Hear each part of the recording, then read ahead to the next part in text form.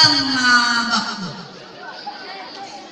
Puja puji syukur kita marilah sama-sama kita panjatkan kehadirat Allah Subhanahu wa taala yang telah memberikan kepada kita semua nikmat kesempatan dan nikmat kesehatan sehingga pada malam ini kita dapat berkumpul di arena yang sangat istimewa ini. Masih ingatkah dengan Aminah binti Wahab, sang lelaki dari surga yang dari rahimnya lahir seorang bayi yang sangat suci?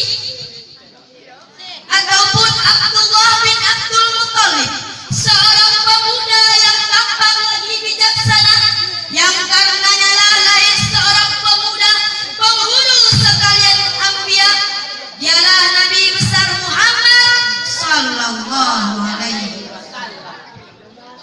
Salawat dan salam kepada para ahli dan sahabat beliau yang telah rela mati-matian, istri jadi janda, anak mereka menjadi yatim, hanya untuk menghapuskan bendera hitam yang bertulisan Lata wa Uzza dan menggantikannya dengan bendera tauhid yang bertulisan La ilaha illallah Muhammadur Rasulullah. Al-Mukarram wal Muhtaram, abuya kita bersama, semoga amal ibadah beliau diterima di sisi Allah dan ditempatkan ia di surga Firdaus. Amin ya rabbal alamin. Yang kami muliakan pimpinan Pondok Pesantren Darul Hasanah, yang kami hormati Ustaz wal Ustazah, Dewan Hakim yang arif lagi bijaksana, teman-teman sekalian yang berbahagia. Terima kasih kami ucapkan kepada sang protokol tadi yang telah sudi kira hatinya memanggil nama baik kami, guna dan hasrat untuk membawakan satu serahan yang insya Allah kami beri judul Ramalan Rasulullah tentang Islam saat itu. Muslimin wal muslimat yang dirahmati oleh Allah, kita hidup di era yang penuh dengan tantangan, godaan, fitnah, kezaliman, maksiat sampai masa bodoh. Kaum kafir terus memerangi, bahkan setiap hari kita dapat menyaksikan saudara-saudari kita terbunuh hanya karena mereka muslim. Demikian pula kaum musyrikin yang didukung oleh kaum fasikin dan dibantu oleh kaum munafikin, yang boleh jadi mereka beragama Islam tetapi anti syariat Allah. Wablah terhadap Islam mendukung dan bekerja sama hingga membuka jalan menuju kekufuran dan kemusyrikan berkuasa. Sementara itu, yang mengaku Islam sendiri masih banyak yang terlena dengan dunia maksiat dan berbuat zalim kepada saudaranya.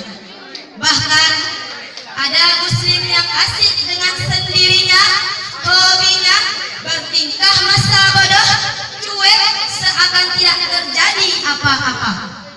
Belum lagi perpecahan yang semakin memperparah keadaan agama yang sangat mulia ini.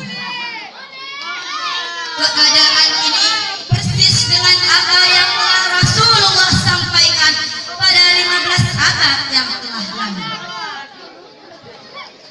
Dari Saubah radhiyallahu anhu bahwa Nabi bersabda, hampir terjadi di mana umat-umat lain akan mengerumuni kalian bagaikan orang-orang rakus mengerumuni makanannya. Lalu seorang sahabat bertanya, apakah karena sedikitnya kami ketika itu wahai Rasul? Nabi bersabda, lah, bahkan pada saat itu jumlah kalian sangatlah banyak, tetapi kalian bagaikan gutsa, yakni buih-buih kotor yang terbawa oleh air banjir. Dan Allah akan mencabut rasa segan yang ada pada dada-dada musuh kalian, dan Allah campakkan kepada kalian rasa wahai. Seorang sahabat bertanya,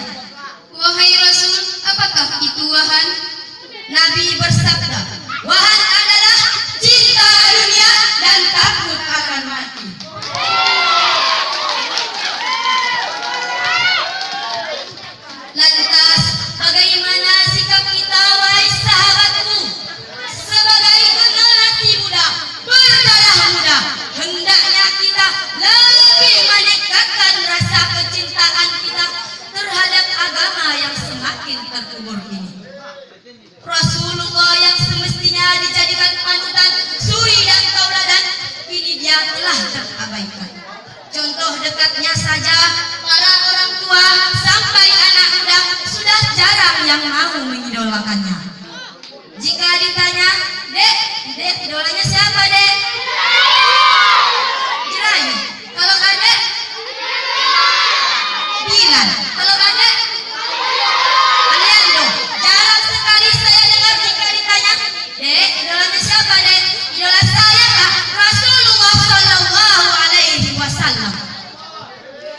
Padahal ya adik-adik, jika dibandingkan gantengan mana Rasulullah dengan Jerayu, ya jelas gantengan Rasul dah. Kalau dibandingkan dengan Aliando dengan Rasul, Orokobone, apalagi dengan banding Rasul, makanya pantas jika Rasulullah dijadikan idola bagi kita semua. Ciri-ciri Rasul itu tidak terlalu tinggi, tidak terlalu rendah, sedang-sedang ukuran badan orang Arab. Rambutnya lebat sebahu, wajahnya tampan tak rembulan malam, alis matanya bersatu saking lebatnya. Di tengah-tengah matanya ada hidung yang naik saking mancungnya. Bibirnya bagaikan untayan urut, tidak terlalu tebal dan tidak terlalu tipis. Bahkan Allah telah menjelaskan dalam Al-Quran pada surat Al-Ahzab ayat 21 yang nantinya akan dibacakan oleh qori'ah kami dan langsung diterjemahkan oleh sari tilawah kami yang berbunyi sebagai berikut.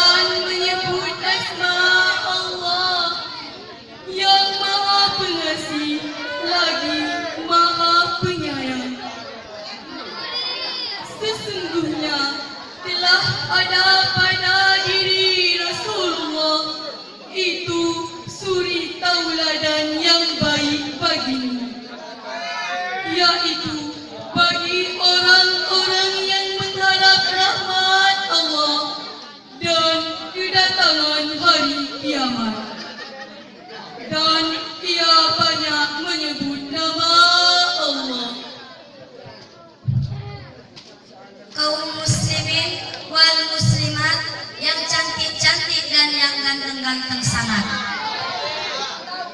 Rasul itu orangnya rendah hati, tidak sombong dan sangat pemalu. Tetapi saat ini orang banyak yang tinggi hati, sangat sombong dan tidak punya rasa malu. Contoh dekatnya saja, para gadis-gadis bersaing memamerkan tubuh mereka, wajah diedit pakai kolagen dan citra, bahkan rasa malu mereka telah sirna hanya karena seorang pemuda yang membawa kata-kata gombalan cinta.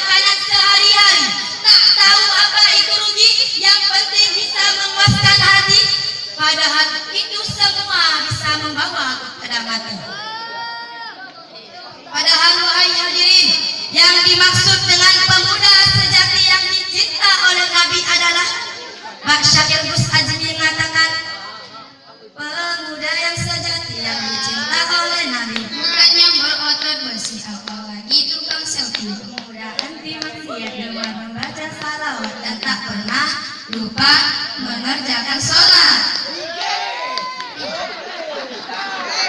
Adapun kesimpulannya wahai hadirin, mari kita bercermin, saling menilai diri sendiri, introspeksi diri, dan menjalin silaturahmi agar kita menjadi muslim yang sejati hari ini, esok, dan nanti. Mungkin cukup sekian yang dapat kami sampaikan. Kami akhiri dengan Sadaqallahul azim. Maha benar Allah atas segala firman-Nya. Namun sebelum kami turun dari panggung yang sangat istimewa ini, kami akan membawakan dua buah pantun. Belai diceritakan suut lai di semuanya. Gepeng-gepeng mengundang ingat Bang Allah Ta'ala 0857 tuntutlah ilmu bersungguh-sungguh. Wabillahi taufiq wal hidayah. Assalamualaikum